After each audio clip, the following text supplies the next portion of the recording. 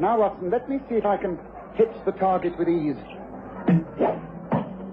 Oh, yes, good shot, Holmes. Yes, but I can't understand for the life of me why you wish to bring a leg of mutton out here into the park in order to shoot at it with a bow and arrow. You know, you've done some bizarre things in your time, but never anything as bizarre as this. Why not use an ordinary bullseye target? Now, come with me, Watson. You'll see. Yes.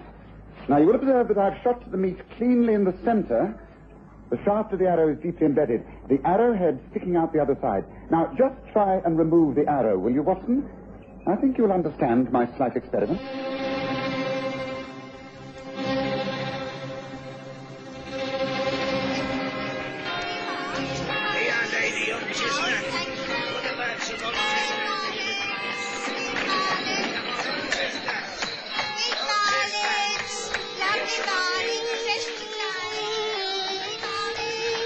We present the stories of Sherlock Holmes.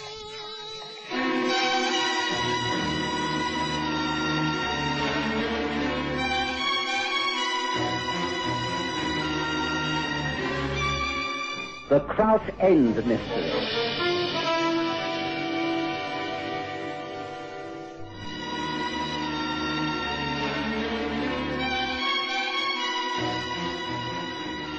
Over the years, I'd grown used to Sherlock Holmes' strange ways.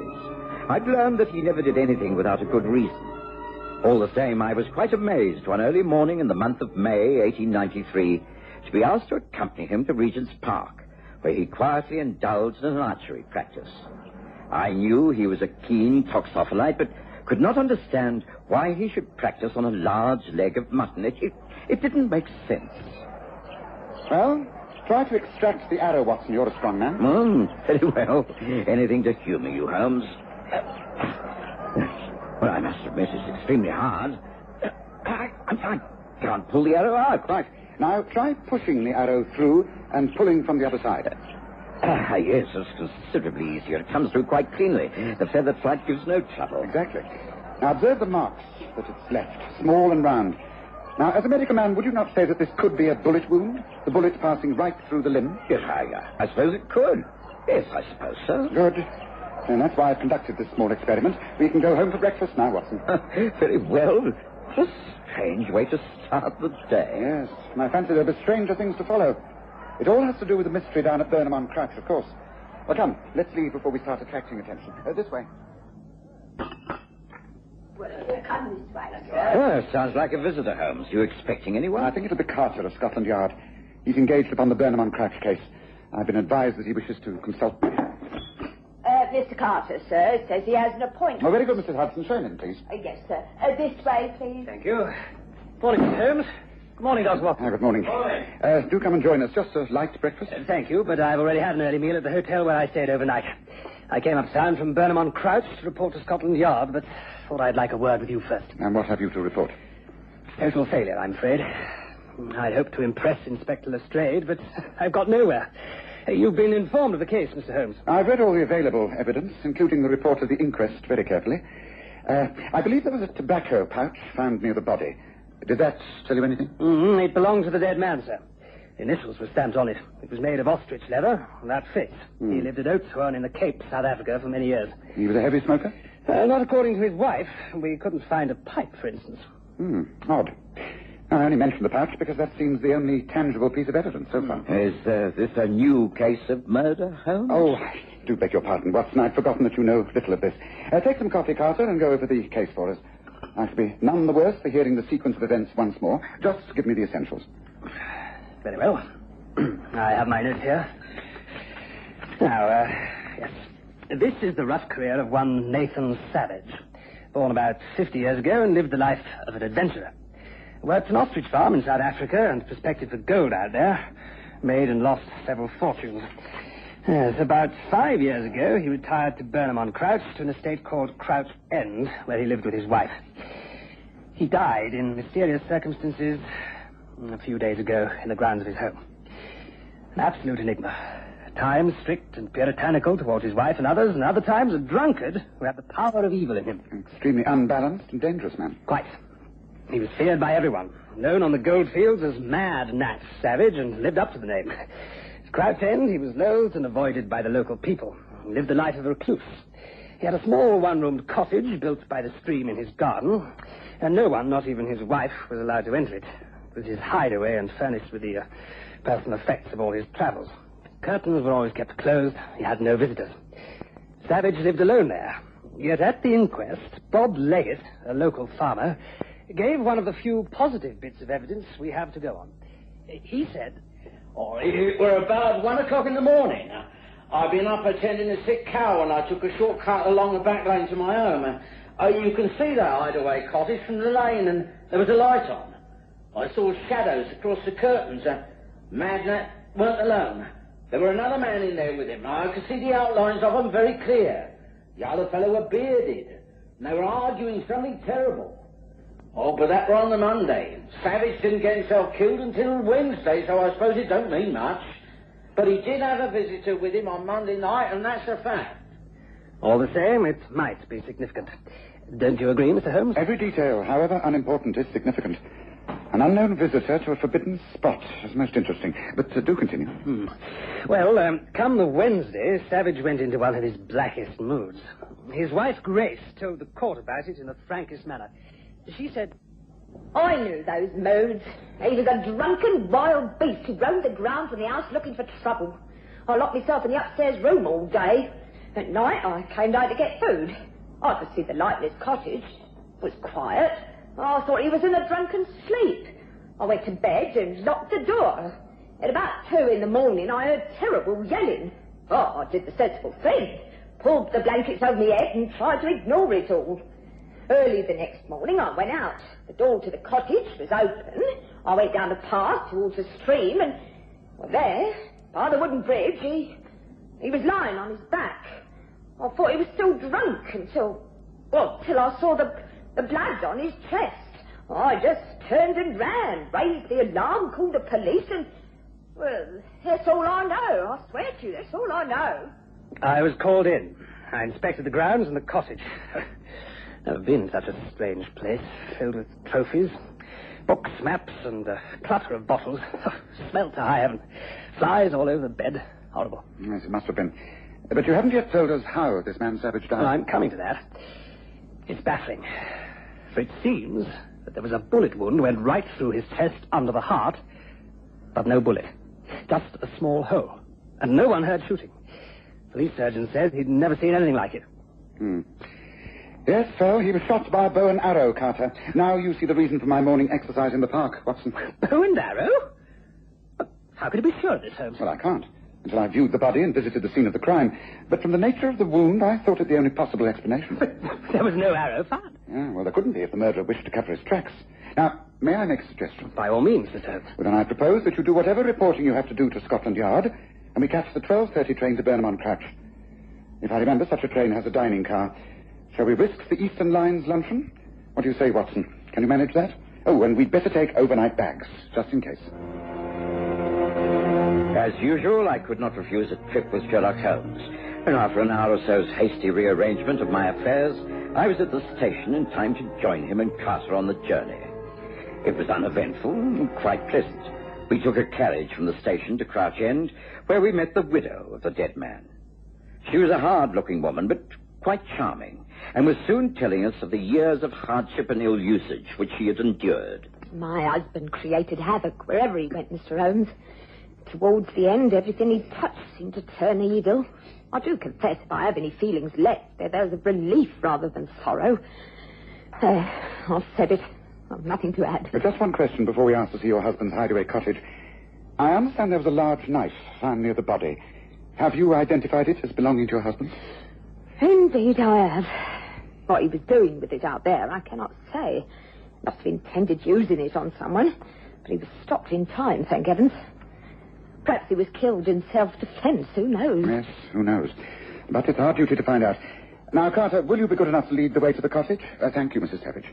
The cottage was, as Carter described, filthy and incredibly neglected.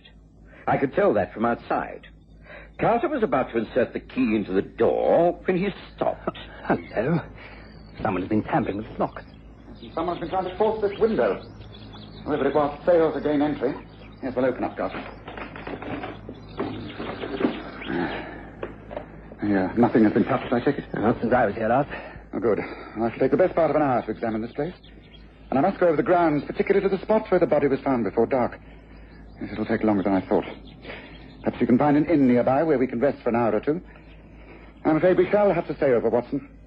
If someone tried to break in here last night, then the odds are that he or she will have another attempt this evening. I think we must be here to receive the intruders, don't you think? I'm agreeable to any plans you make, Holmes. Good, then please leave me. I prefer to work on places like this alone. Give me an hour, just 1 hour, that's all.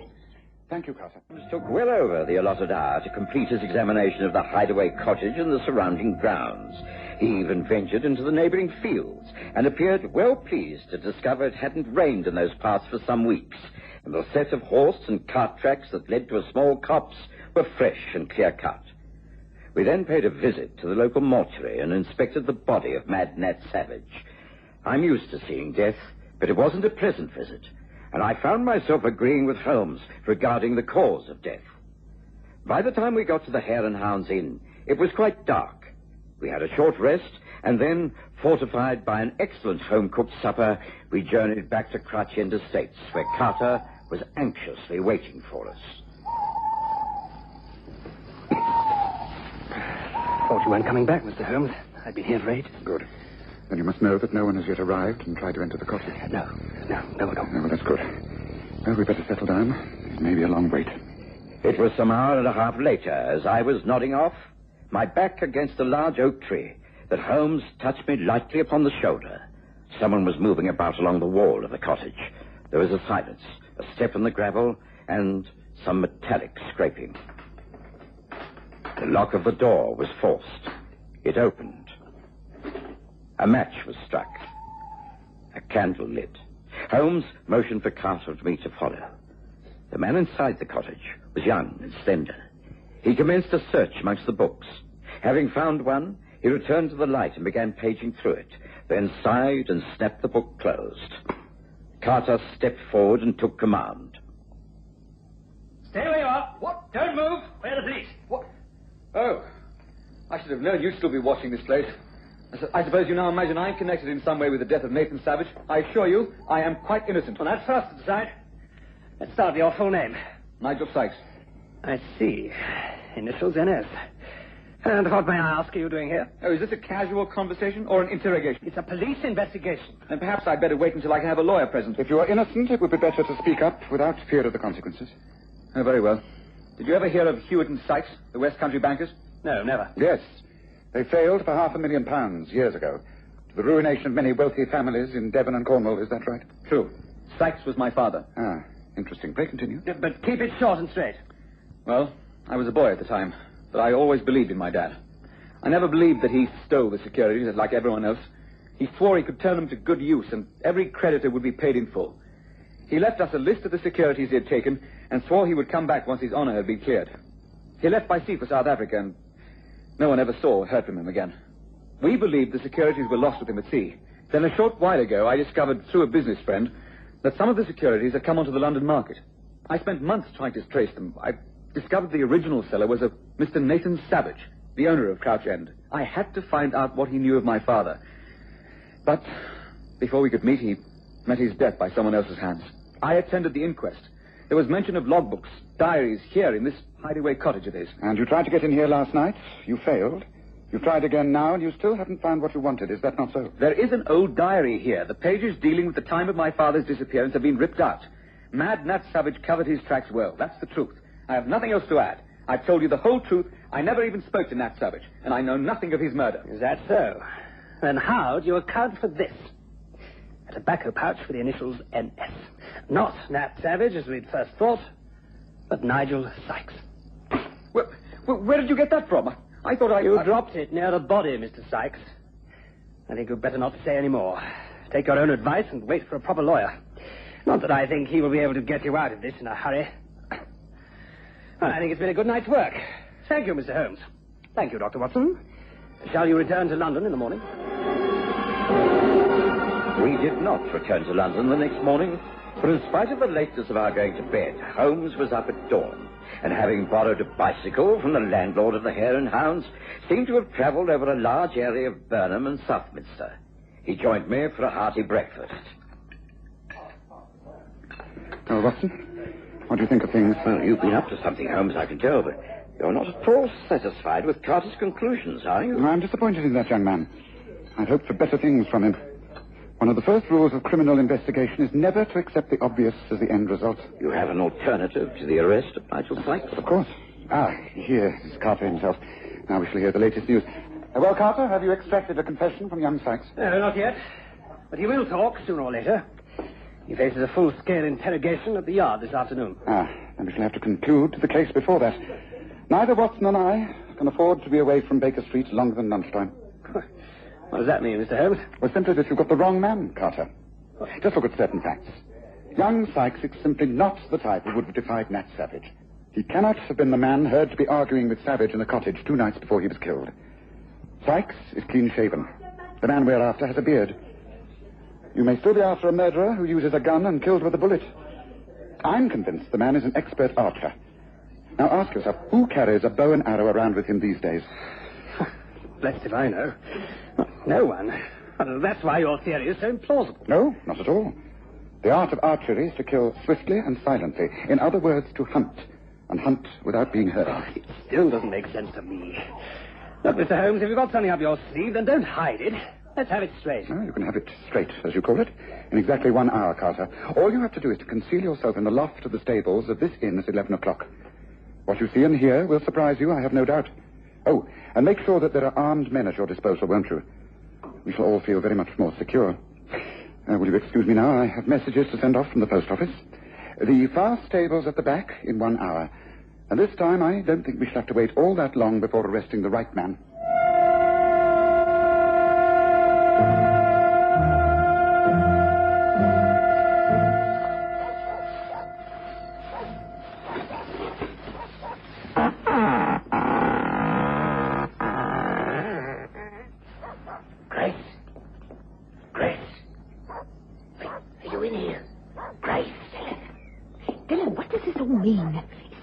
Why had we got to meet like this?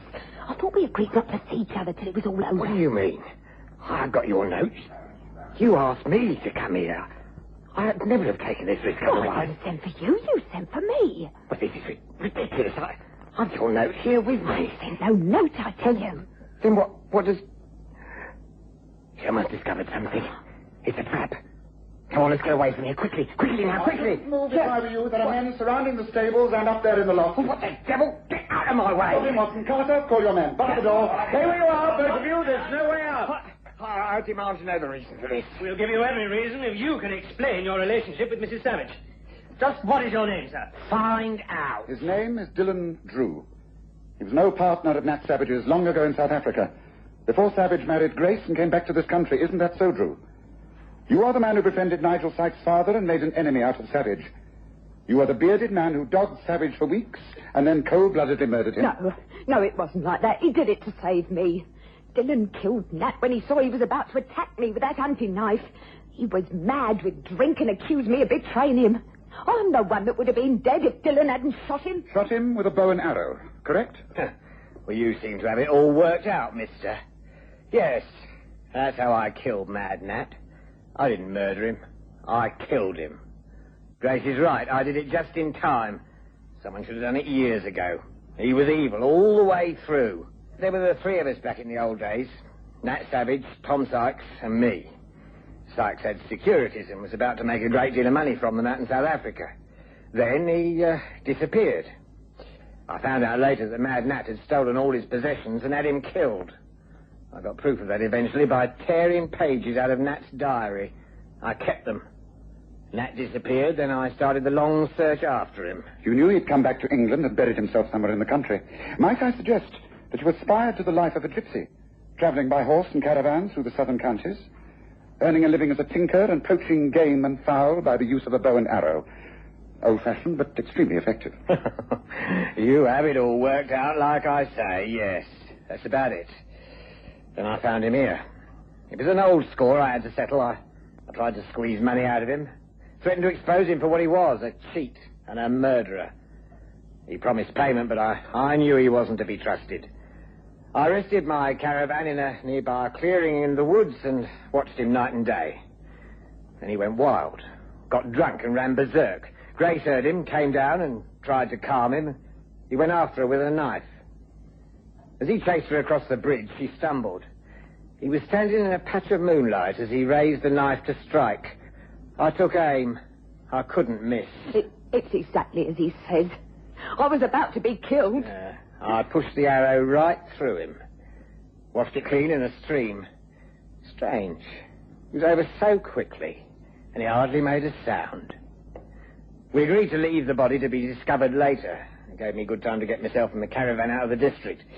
We agreed not to meet for some time until the scandal had all died down, and I reckon we'd have got away with it if it hadn't been for this trick of forcing us together. How did you manage to trace me? Put all this together? Elementary. You left clear tracks of your horse-drawn caravan. If you were implicated, you would not take the chance of remaining alone for long. You thought you'd find safety in numbers, so you joined up with a camp of genuine gypsies. They're outside Southminster at this very moment. I traced them. I made inquiries about you and left a note that I was sure would bring you back here. I sent a similar message to Mrs. Savage. It was the only way I could effectively get a confession out of you. Yes, I think the rest is up to you, Carter. I'm sure you'll handle it without further help from me. Well, shall we go, Watson? We can catch that lunchtime train as planned. We did catch the train, and in plenty of time. Once again, I sat back in my seat and pondered over Holmes' extraordinary ability to piece facts together from starting at the right places. It was the nature of the wound that intrigued me, Watson. Once I was sure it was a bow and arrow that was used, I naturally had to look for the sort of man who could use that weapon. It had to be an old-timer, not a youngster like Nigel Sykes. Yes, but Holmes, there's still that wretched tobacco pouch. Sykes will have a bit of explaining to do there. You see, he did go to Kraut on the night of the murder, and he found the body. His were the screams that people heard in the dead of the night. Unfortunately, he dropped the pouch. If we hadn't traced Dylan Drew, that might have landed him in the dock. As it is, well, one wonders just what he'll do with what's left of his father's securities. Interesting speculation.